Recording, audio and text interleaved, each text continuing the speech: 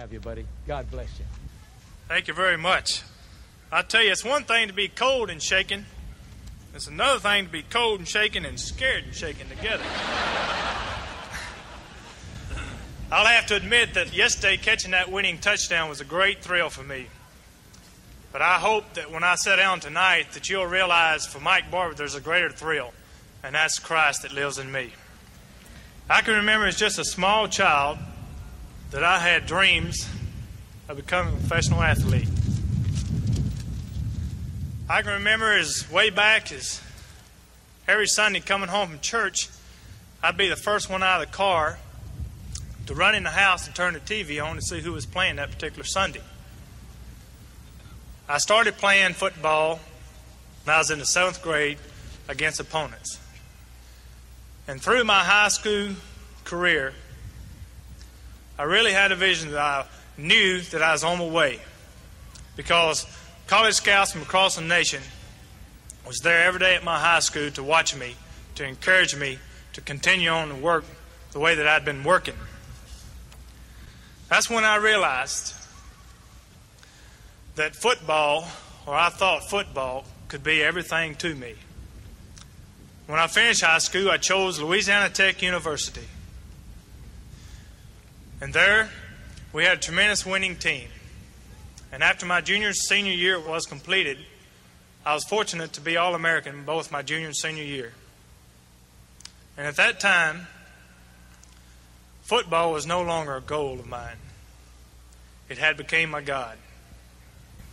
My senior year, I was married. And that same year, I found myself completely out of church because I was so wrapped up in football and in what it had to come a part of it. Going into my rookie year here, I was drafted by the Oilers, something I'd waited for a long time for. And I had high hopes of starting off my rookie year with a big hit. But something that I hadn't counted on happening, and that I missed the entire rookie year with knee surgery. I thought my whole world had came to an end. I took it out on my wife. We were divorced in 1977. I recovered from that knee surgery. In 1977, I became the starting tight end for the Oilers. And through 1977 and 1980, I tried everything there was that this world had to offer, seeking to find happiness. But you know, I never did. Then one night in my bed, for some reason I couldn't sleep. And all of a sudden I heard God speaking to me. And He said, Mike, you know, you tried it all. I've let you have your fun. He says, now I want you to come home, be mine. And that night in my bed, I prayed that God would forgive me of my sins. Why He does, I'll never know, but I thank God that He does. Shortly after that, God gave me the greatest gift that He could ever give me besides the cross.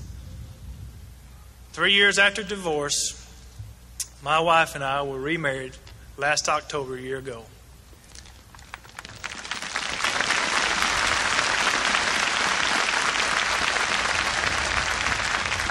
The difference in our marriage this time, I'd like to share it with you. You see, the first time we married, it was with each other's love. And our own love for each other has its limits, as we all know. This second time around, when we made those marriage vows, it was with God's love. And that's why we'll have everlasting peace with one another. And I can tell you that my marriage every day is a honeymoon, because we love each other with God's love. And you know, I wouldn't give anything in the world for the trials that I've went through in my past, because it's made me what I am today. And you know, as a Christian, I'll still not be what I ought to be.